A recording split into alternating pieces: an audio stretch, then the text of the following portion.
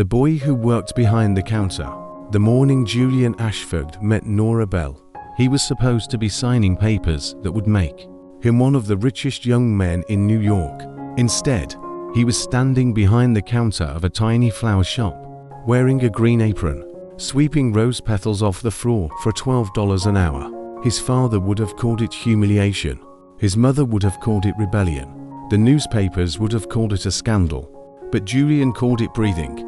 For 26 years, Julian had lived inside rooms where every chair was expensive, every conversation had a purpose, and every smile seemed to be measured before it was given. The Ashford family owned hotels, apartment towers, restaurants, private clubs, and enough land in the city for strangers to say their name with either envy or hatred.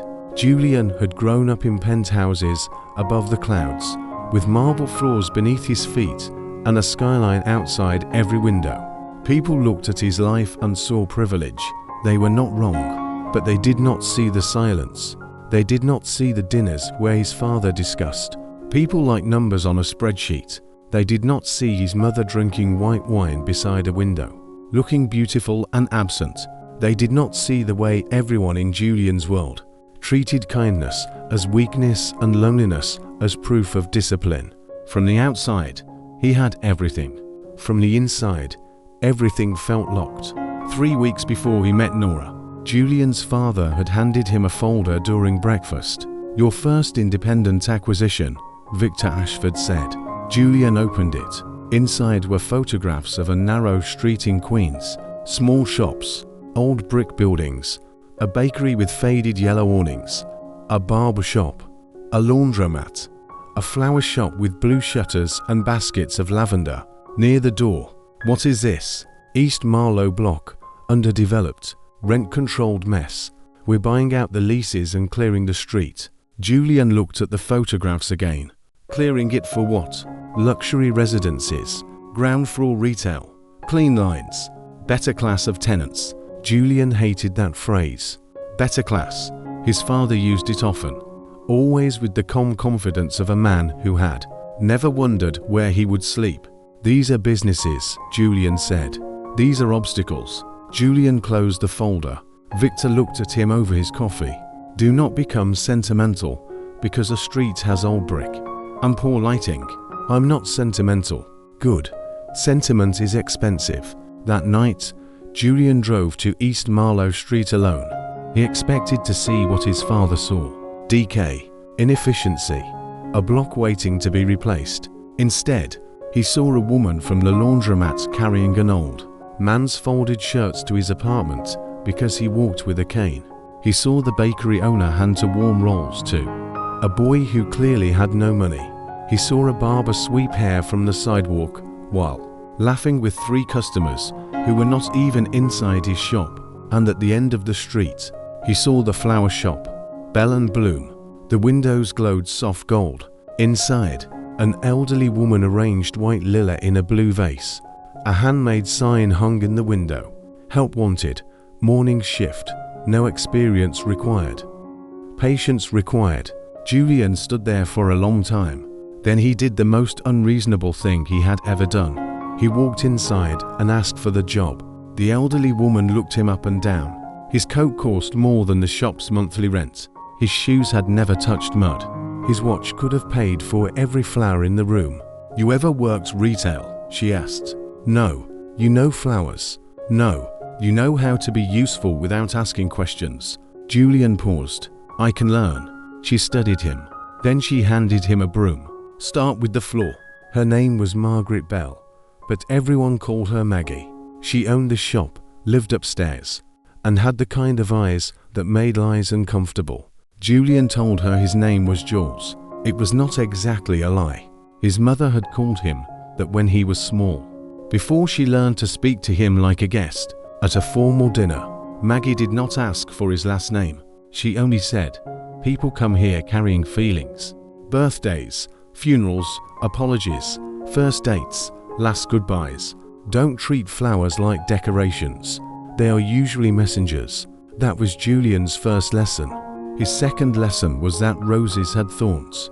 Tulips continued growing after being cut, and carnations lasted longer than people respected them for. His third lesson arrived on a rainy Tuesday morning, wearing a denim jacket, worn sneakers, and exhaustion she had tried to hide. Nora Bell entered the shop at 7:12 a.m. with a paper bag of bagels in one hand and a stack of unpaid invoices in the other. She was 24, with dark hair tied carelessly at the back of her neck and a face that seemed soft until she looked directly at someone. Then Julian saw the steel beneath it. "Aunt Maggie," she called. "Mr. Alvarez says he can fix the cooler, but if we want it done today, he needs cash."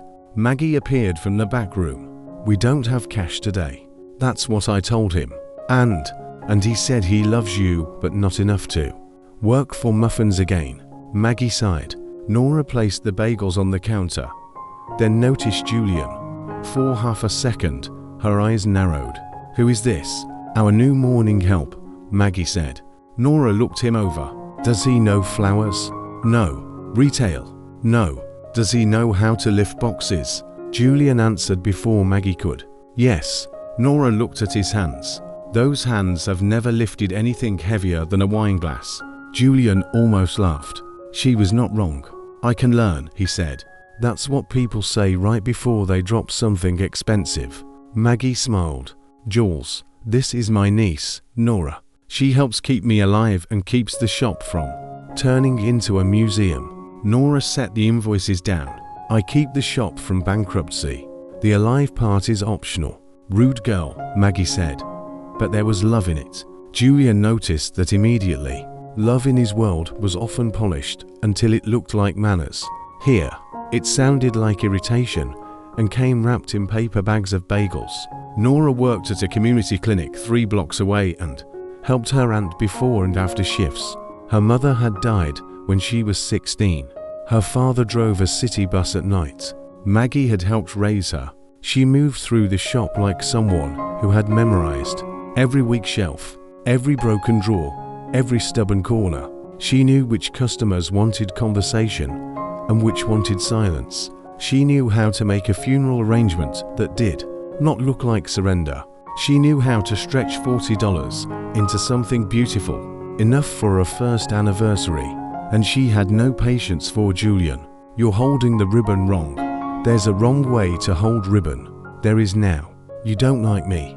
I don't know you." "That sounds worse." "It should." By the end of his first week, Julian had cut his thumb twice, mixed up Lilla and Lysianthus, dropped a bucket of water onto his shoes, and being corrected by Nora so many times he began to hear her voice in his sleep.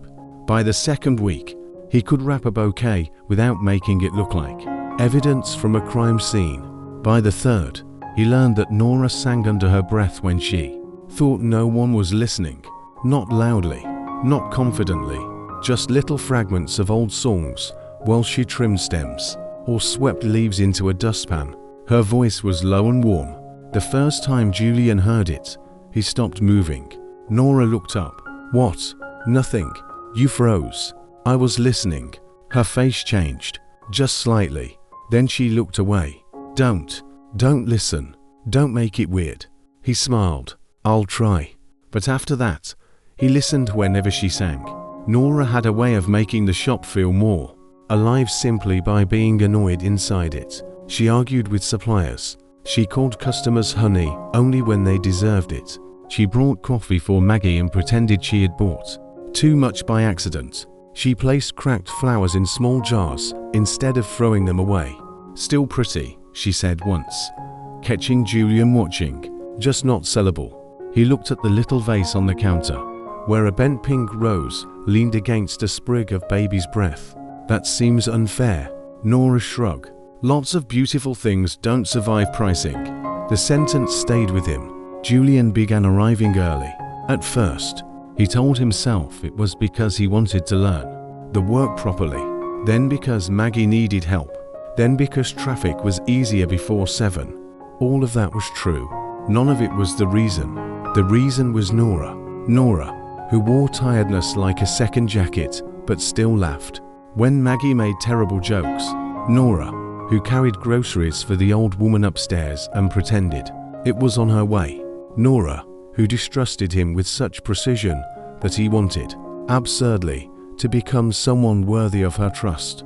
One morning, she found him outside the shop struggling to open the metal gate. "You're turning it the wrong way." "I am not." "You are. The lock is broken." "The lock is fine. Your pride is broken." She stepped beside him, reached past his hand, and turned the key. The gate lifted easily. Julian stared at it. Nora smiled for the first time, not politely, not accidentally, fully. It changed her entire face. "There," she said, "miracle." Julian should have said something charming. He had been trained for charm. Instead, he said, "You have a beautiful smile." Nora's smile disappeared. Julian cursed himself silently. She looked down at the keys. "Don't do that. Compliment you. Say things like men say when they want something. I didn't want anything. Everybody wants something." Julian thought of his father, the folder, the acquisition, the fact that his family was trying to buy the building she loved out from under her. Shame moved through him. "You're right," he said softly. Nora looked at him then, surprised by the honesty. For a moment, neither spoke. Then Maggie called from inside, "If the two of you are done flirting with the gate, there are flowers dying in here." Nora rolled her eyes and walked in. Julian followed, feeling something dangerous and bright begin inside him. The first real conversation happened 2 days later during a thunderstorm. Rain came down so hard customers stopped entering the shop. Water ran along the curb outside. The street turned silver. Maggie went upstairs to rest, leaving Nora and Julian to close. A leak appeared near the back shelf. Nora placed a bucket beneath it. "That roof has been giving up since I was 12. Why not repair it?" She gave him a look. "With what? Optimism?" Julian glanced around the shop. "Is it that bad?" For once, Nora did not make a joke. She leaned against the counter and looked at the window, where rain blurred the streetlights. "The landlord is raising pressure. New fees, new inspections, new repairs we are suddenly responsible for. Aunt Maggie thinks it's normal. But you don't." "No." Her jaw tightened. "I think someone wants us gone." Julian felt cold. He knew exactly who. Ashford Development often used pressure before bouts. Legal, quiet, efficient, cruel without needing to break the law. Nora continued, unaware of the truth sitting beside her. "This block is old. Not pretty in the way rich people like. But it's ours. The bakery knows everyone's birthday. The barber lets teenagers sweep floors for pocket money. The laundromat keeps spare coats in winter. Aunt Maggie gives flowers to people who can't afford funerals." She looked at him. "People think small places don't matter because they don't make much money. But some places keep people alive." Julian could not speak. Nora noticed. "What?" "Nothing. You always say nothing when it's something." He looked at her then. Rain moved over the glass behind her. A bucket caught water between them, drop by drop. "I think you're right," he said. She studied him. "About what?" "Small places matter." Nora looked away first. "Careful, Jules. You almost sounded sincere." "I was sincere." "That's worse." But she smiled again. "Small this time. Enough." After the storm, Julian walked her to the subway. She refused at first, then accepted, because the rain had not fully stopped and because, as she put it, "If you get mugged in those shoes, I don't want Aunt Maggie blaming me." They walked beneath one umbrella. Nora carried half the shop's accounting papers in a tote bag. Julian held the umbrella badly. "You're getting my left shoulder wet," she said. "I'm doing my best." "Your best is damp." He shifted closer. Their arms brushed. Neither moved away. At the station entrance, Nora paused. "You're not from around here." "No." "Where are you from?" Julian hesitated. "Uptown." She laughed once. "That explains so much." "Does it? You look like you apologized to furniture after bumping into it." "My upbringing was very formal." "I can tell." She looked at him longer than usual. "But you're not as useless as you were. That may be the nicest thing you've ever said to me." "Don't get emotional." Too late. The train roared below them. Nora stepped down one stair, then turned back. "Thanks for walking me." "You're welcome. Don't be late tomorrow." "I won't." She disappeared into the station. Julian stood in the rain long after she was gone. For the first time in years, he did not want to go back to his apartment, not because it was empty, but because he had finally found a place that was not. The leave lasted 6 weeks. 6 weeks of morning shifts, coffee runs, flower deliveries, and conversations that grew softer around the edges. 6 weeks of Julian learning the names of regular customers. Mrs. Alvarez bought yellow tulips every Friday for her sister's grave. Mr. Chen bought one red carnation on the first of every month for his wife, who lived in a memory care home and no longer knew his name.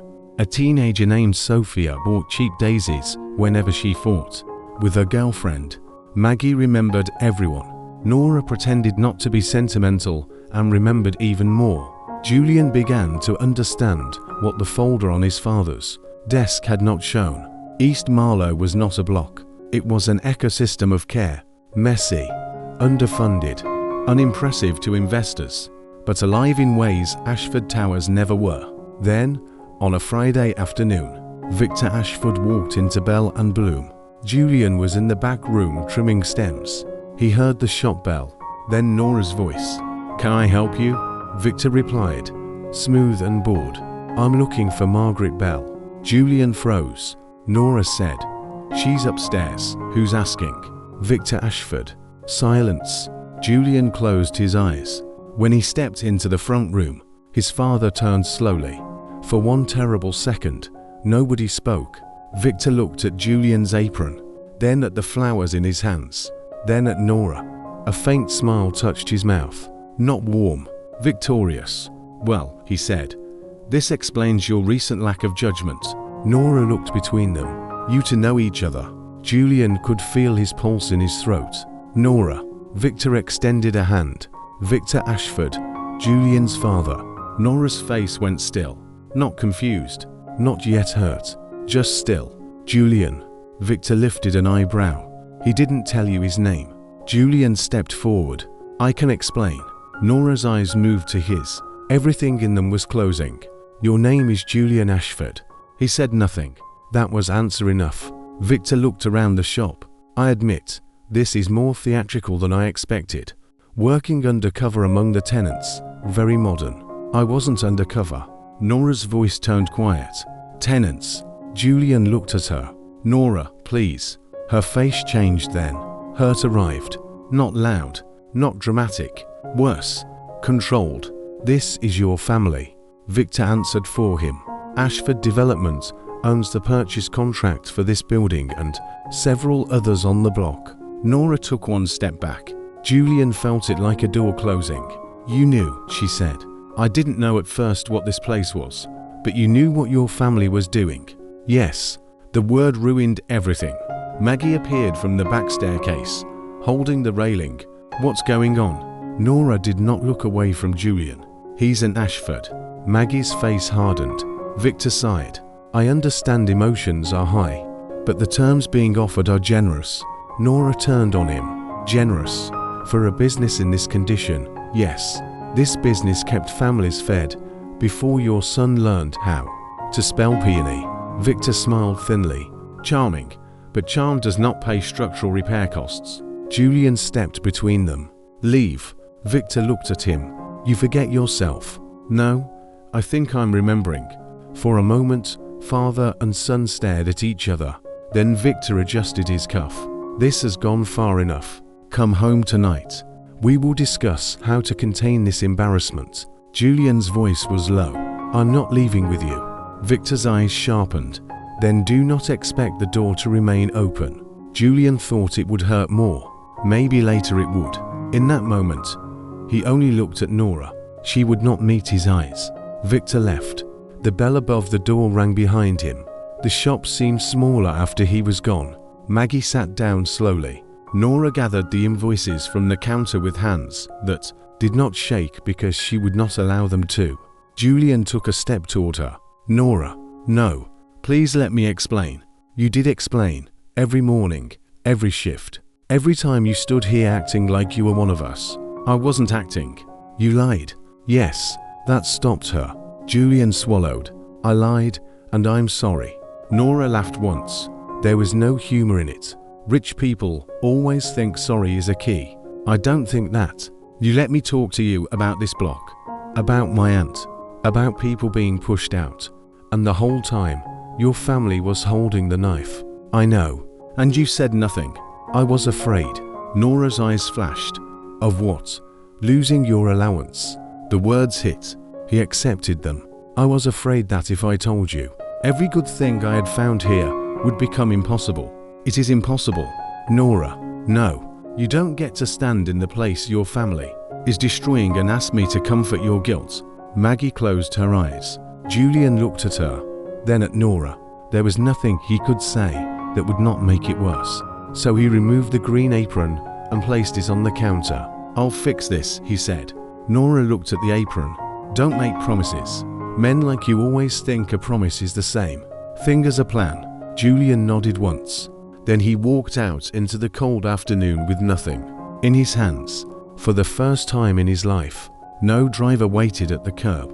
No assistant had arranged his next hour. No one expected him anywhere except the home he might no longer have. He walked 20 blocks before he realized he was crying. Not hard, not dramatically, just enough for the city to blur. At midnight, Julian returned to the Ashford penthouse. His father was waiting in the study. Victor did not shout. Ashfords did not shout unless no witnesses were present. Instead, he poured a drink and said, "You have confused guilt with principle." Julian stood near the door. "No, I confused obedience with duty." Victor smiled coldly.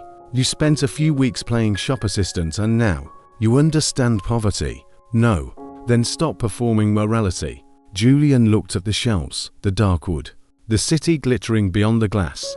He had once thought this room was powerful.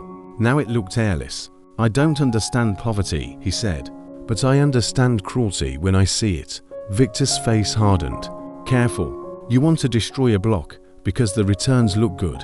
I want to improve an inefficient property. You want to erase people who cannot fight you. That is business." "No," Julian said. "That is cowardice with lawyers." Victor set down his glass. The sound was soft, dangerous. "You will not speak to me that way. I should have spoken to you that way years ago." For a moment, Julian saw something flicker in his father's face. Not fear, not regret, recognition, perhaps. Then it vanished. Victor opened a folder on the desk. "If you continue this tantrum, your access to family accounts will be suspended. Your seat on the board will be withdrawn. Your trust distributions can be challenged. You will discover very quickly how little romance matters when comfort disappears." Julian thought of Bell and Bloom, the cracked counter, the leaking roof, Nora's tired hands, Maggie's flowers for people who could not afford grief. Then he thought of his own life. All comfort and no belonging.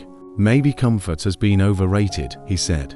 Victor stared at him. "You would lose your inheritance for a girl." Julian almost smiled. His father understood nothing. "No, I'd lose it because I don't want to become you." That was the sentence that could not be taken back. Victor's face went white with controlled rage. "Get out."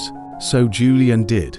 He left the penthouse with 2 bags, his passport, and the watch his grandfather had given him when he graduated. By morning, every company card had been frozen. His apartment lease had been terminated through a holding company his father controlled. By evening, Julian Ashford, heir to one of the wealthiest families in the city, was standing outside a budget motel with a dead phone, $73 in cash, and no idea how to begin again. He laughed then. One sharp, disbelieving sound. For the first time, his life had consequences. He had to admit. Nora would have enjoyed that. The next week was ugly, not tragic. Julian knew enough not to romanticize inconvenience. He was not suddenly poor in the way East Marlow families were poor. He had education, contacts, skills, and the invisible confidence of someone raised to believe every room would eventually open. But for the first time, doors closed. Friends stopped answering. Former colleagues sent polite messages with no substance. One banker agreed to lunch, then cancelled after speaking with Victor. Julian sold his watch. He used the money to hire an attorney, not a famous one, a tired, sharp woman named Denise Patel who worked out of a narrow office above a pharmacy. She listened to him explain the East Marlow project, the pressure tactics, the lease complications, the repair demands, and his father's acquisition strategy. Then she leaned back. "You're telling me you want to fight your father with your father's own documents?" "Yes." "Do you have the documents?" "Some. Legally obtained." Julian hesitated. Denise sighed. "Mr.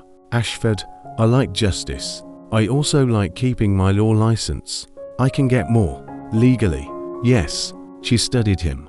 "You understand the tenants may not trust you." "I know. The girl may never forgive you." Julian looked down. "I know that too." "Then why do this?" He thought carefully. "Because even if I can't become someone they trust, I can still stop being someone they were right not to trust." Denise watched him for a moment.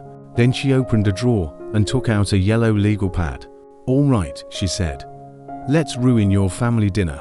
Julian spent the next month working harder than he had ever worked in his life. He tracked shell companies. He reviewed lease agreements. He found emails he had been copied on and never read closely enough to understand.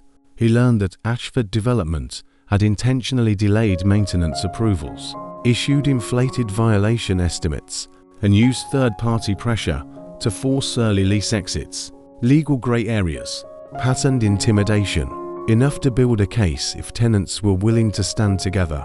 That was the hard part. No one wanted Julian in the room. The first community meeting happened in the basement of St. Agnes Church. The bakery owner refused to shake his hand. The barber called him Prince Charming and not kindly. Mrs. Alvarez told him his shoes still looked expensive. Nora sat in the back with her arms crossed and said nothing. Maggie looked tired. That hurt most. Julian stood at the front, beside Denise Patel, and told the truth. Not a polished version, not a strategic version, the ugly one. "My family is behind the purchase contract," he said. "I knew that before I came to work on this block. I did not tell you. That was wrong." No one softened. He continued. "At first, I told myself I was trying to understand what was happening. Then I told myself I was helping. But silence helps whoever already has power." Nora looked down. Julian forced himself not to look only at her. "I have documents that may help challenge the pressure campaign against your leases. They will not fix everything. They may not stop the sale, but they can give you leverage." The barber raised a hand. "Why should we believe you?" "You shouldn't," Julian said. That quieted the room. He swallowed. "You should believe the documents. Believe Miss Patel. Believe each other. I'm not asking for forgiveness. I'm asking you to use what I can give you."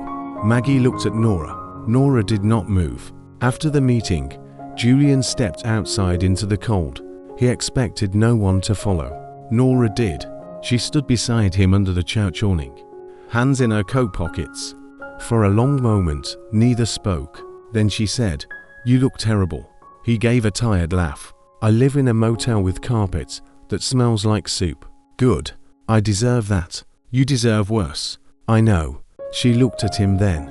The anger was still there, but beneath it was something more painful. Grief, maybe, for the person she had started to believe he was. "Was any of it real?" she asked. Julian's answer came quickly. "Yes, that's the problem," she said. He looked at her. She blinked hard and looked away. "If it had all been fake, I could hate you cleanly." The words entered him and stayed there. "I never wanted to hurt you, but you protected yourself before you protected the truth." "Yes, and now you're trying to fix it because you lost me." "No," he said quietly. "I started because I lost you. I'm continuing because you were right." Nora's mouth trembled once. She controlled it. "And Maggie wants you to come by tomorrow." The cooler broke again. Julian stared at her.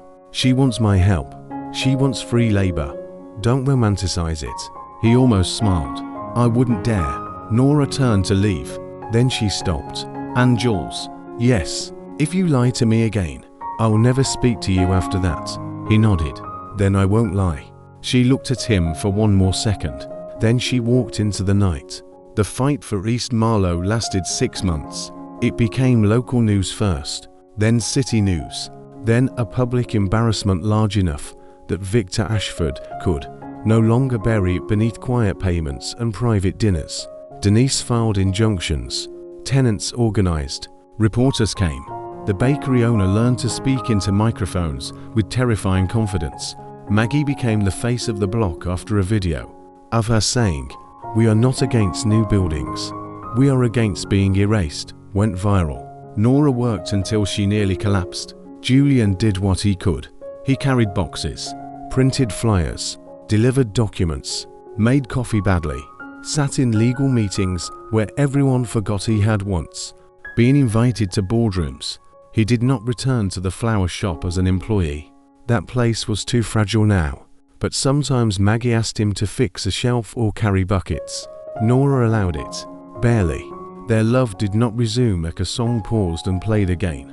Trust did not return because he suffered. That was not how trust worked. Instead, it came back in small, unglamorous moments. He showed up when he said he would. He told the truth when it made him look worse. He did not ask her to move faster than she could. Some days, Nora spoke to him almost like before. Other days, she looked at him and remembered everything. Julian learned to accept both. One evening in late spring, they found themselves alone in Bell and Bloom for a tenant meeting. Rain tapped softly against the windows. The roof had finally been repaired through a community fund. No bucket sat between them. Nora arranged unsold flowers into small jars. Julian swept petals from the floor. For a while, the silence was careful. Then Nora said, "You used to hold the broom like it was a violin. I've improved. You've become almost employable." High praise. She placed a crooked rose into a jar. Julian watched her. "I miss this." She did not look up. "The shop?" "Yes." "And?" He waited. "You," he said. Nora's hands stilled. Julian set the broom aside. "I know missing you doesn't entitle me to anything." "Good. I just wanted to say it once without asking for something after." She turned then. The shop light made her eyes shine. "I missed you too," she said. The words were quiet, reluctant, true. Julian felt them more deeply than any declaration he had ever received. Nora looked almost angry at herself for saying it. "I hated that," she added. He smiled softly. "I understand." "No, you don't. You're very hard to hate properly. It's annoying. I apologize." "You should." She looked at the jars on the counter, then at him. "I'm still angry. I know. I still don't fully trust you. I know. But I don't want to keep pretending I don't care." Julian stepped closer, slowly enough to let her stop him. She did not. "I don't need you to forgive me all at once," he said. "Good, because I won't. I can wait." Nora let out a shaky breath. "Rich boys always say that because they've never waited for anything." He smiled. "I'm not as rich as I was. Still a boy. With you, usually." That made her laugh. Small, unsteady, beautiful. Then she kissed him. Not like a movie. Not like everything was solved. It was too careful for that. Too aware of the wound between them. But it was real. And sometimes real things do not arrive clean. Sometimes they arrive with trembling hands, unfinished apologies, and rain against the windows. The lawsuit did not save everything. That would have been too easy. Ashford Development still owned contracts. Money still mattered. The city still favored those who could afford patience. But the tenants won time, then leverage, then a settlement that forced relocation protections, long-term lease renewals for several businesses, and historic small business designation for part of the block. It was not a fairy tale. The laundromat closed when its owner chose retirement over another fight. The barbershop moved to doors down. The bakery survived. So did Bell and Bloom. The luxury tower was reduced, delayed, and redesigned around the existing street instead of erasing it completely. Victor called the outcome disappointing but manageable. Julian called it proof that even powerful men could be made to lose money in public. He and his father did not reconcile. Not then. Maybe not ever. Victor sent one message after the settlement. "You have made your choice." Julian stared at it for a long time. Then he replied, "Yes, that was all." A year after he first walked into Bell and Bloom, Julian stood behind the counter again. This time, not as a runaway heir, not as a liar, not as Maggie's barely competent morning help. He stood there because Maggie had officially hired him as part-time operations manager after declaring, "If rich education is good for anything, it should at least fix my inventory system." Nora found this hilarious. "You went from heir to flower spreadsheet guy. I prefer director of petal logistics." "No one prefers that." Julian rented a small apartment above the bakery. The floors creaked. The radiator hissed like an angry cat. The kitchen window faced a brick wall. He loved it. Nora still lived with her father 3 subway stops away, but most evenings she ended up at East Marlow after her clinic shift. Sometimes she and Julian ate noodles on the roof above the flower shop, watching lights come on across the street. Sometimes they argued about money, about family, about whether love could survive the distance between the worlds that made them. Nora never let him romanticize struggle. Julian never let her reduce herself to survival. They learned each other slowly, honestly. One night, while sitting on the roof in late summer, Nora asked, "Do you ever miss it?" Julian leaned back on his hands. "What?" "The money." He looked across the street. The bakery sign glowed yellow. A bus hissed at the corner. Someone laughed outside the barber shop. "Yes," he said. Nora turned to him. He continued, "I miss not worrying. I miss how easy everything was. I miss never checking prices. I miss elevators that worked and showers with water pressure, and not knowing what legal aid offices smelled like." Nora nodded slowly. "Thank you for not lying, but I don't miss who I was inside it."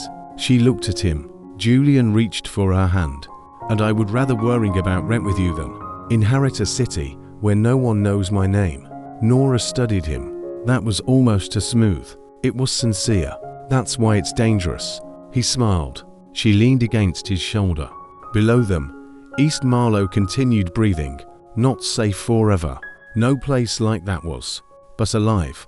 Months later, Maggie got sick. Not suddenly, not dramatically, just enough that the stairs became harder and the shop became too much. Nora tried to do everything. Clinic shifts, appointments, invoices, deliveries, fear. Julian watched her begin to disappear beneath responsibility. One evening, he found her in the back room, sitting on an overturned bucket, crying silently into her hands. He knelt in front of her. "Nora, I'm fine." "No." She looked up, startled. He took her hands gently. "You don't have to be fine for me." Her face broke. "I can't lose her too." "I know. She raised me. I know. I don't know who I am if I'm not holding everything together." Julian thought of his father, his mother, the penthouse, the boy he had been, trained to confuse control with strength. Then he said, "Maybe you're someone who gets to be held too." Nora cried harder then. He stayed, not fixing, not explaining, just staying. Maggie recovered slowly, enough to sit in the shop again and criticize everyone's arrangements. The first day she returned, the whole block came by. Flowers filled the counter. The bakery sent cake. The barber cried and denied it. Mrs. Alvarez brought soup. Maggie sat in her chair by the window, wrapped in a blue shawl, and looked at Julian and Nora standing together near the register. "You two look serious," she said. Nora rolled her eyes. "We're standing. Standing can be serious." Julian smiled. Maggie pointed at him. "You, rich boy. Former rich boy. Don't interrupt the elderly. Do you love my niece?" Nora groaned. "And Maggie?" Julian looked at Nora, then at Maggie. "Yes." The shop went quiet. Nora's cheeks turned red. Maggie nodded. "Good. But love is not a rescue mission." "I know. Do you?" "Because men with money like to save things. It makes them feel tall." Julian took the warning seriously. "I don't want to save Nora." Maggie watched him. "What do you want?" Julian answered carefully. "To build a life where she doesn't have to carry everything alone." Maggie was silent. Then she looked at Nora. "He's learning." Nora covered her face. "I hate both of you." But she was smiling. 2 years after Julian first swept rose petals off the floor, he proposed to Nora in the least glamorous way possible. Not in a restaurant, not on a rooftop, not with violins or candles or a diamond large enough to make strangers uncomfortable. He proposed in Bell and Bloom at 6:42 in the morning, while Nora was counting change and he was holding a leaking bucket of hydrangeas. The cooler had broken again. The delivery was late. Maggie was upstairs shouting that nobody understood proper ribbon anymore. Nora had not slept enough. Julian had water on his shoes. It was not the perfect moment. That was why he chose it. Nora, he said. She did not look up. If this is about the invoice, I already called them. It's not about the invoice. Then why do you sound weird? He set down the bucket. She looked up. Julian took a small ring box from his apron pocket. Nora froze. No. He blinked. No. No. You are not doing this while I'm holding $73 in quarters. I can wait. You cannot wait now. You already started. From upstairs, Maggie shouted. Is he proposing? Nora closed her eyes. Julian looked toward the ceiling. Yes. Maggie shouted back. About time. Nora laughed, then cried, then laughed again. Julian opened the box. The ring was simple. A small stone set in gold. Not an Ashford family jewel. Not an heirloom from a house where love came with conditions. He had bought it himself, slowly, month by month. I don't want to promise you an easy life, he said. I don't think we'd believe it anyway. Nora wiped her face. No, we would not. I don't want to pull you into my world or pretend I fully understand yours. Good. I want us to make one together. Something honest, something stubborn, something that survives bad plumbing and family drama and broken coolers. She laughed through tears. That is the worst romantic speech I've ever heard. I know. It's various. He smiled. Nora Bell, will you marry me? She looked at him for a long moment. Then she said, yes, but you still have to call the cooler repair guy. Julian laughed and slipped the ring onto her finger. Maggie cried upstairs loudly enough for the entire building to hear. The wedding took place on East Marlow Street in early October. The city refused to grant half the permits they requested, so the block did what it always did. It improvised. The bakery made the cake. The barbershop provided chairs. The laundromat's former owner returned with folded white tablecloths. Mrs. Alvarez arranged tulips even though they were out of season, and therefore emotionally inappropriate, according to Maggie. Nora wore a simple ivory dress and flowers in her hair. Julian wore a navy suit he had bought himself. Victor Ashford did not attend. Julian told himself he did not care. That was mostly true. Then, 5 minutes before the ceremony, a black car stopped at the end of the street. His mother stepped out. She wore pale grey, pearls, and the expression of a woman doing something frightening for the first time in years. Julian walked to her. Mother. She looked past him at the decorated street, the mismatched chairs, the people laughing beneath string lights. It's very loud, she said. He smiled softly. Yes, and not coordinated. No, and your father would hate it. Yes. For the first time in Julian's life, his mother smiled like a real person. Good. She touched his face. I should have called. Yes, I did not know how. I know. She looked toward Nora, who stood across the street watching them. She looks kind. She is strong. Very. His mother nodded. Then be careful not to make her be strong alone. The words nearly undid him. I won't. His mother took his arm. Walk me to a chair before I lose my courage. So he did. Julian and Nora were married beneath the flower shop sign, surrounded by people who had fought too hard to remain standing and loved too fiercely to remain silent. When Julian looked at Nora, he did not see a girl from another class. He saw the woman who had shown him the difference between having a life and belonging to one. When Nora looked at Julian, she did not see a prince who had saved her.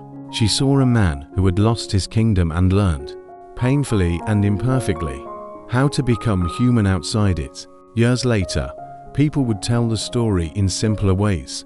They would say the rich boy fell in love with the flower shop girl. They would say he gave up everything for her. They would say love conquered class, money, pride, and family. But Nora hated that version. It makes me sound like a prize, she would say. Julian hated it too. It makes me sound nobler than I was. The truth was Messier.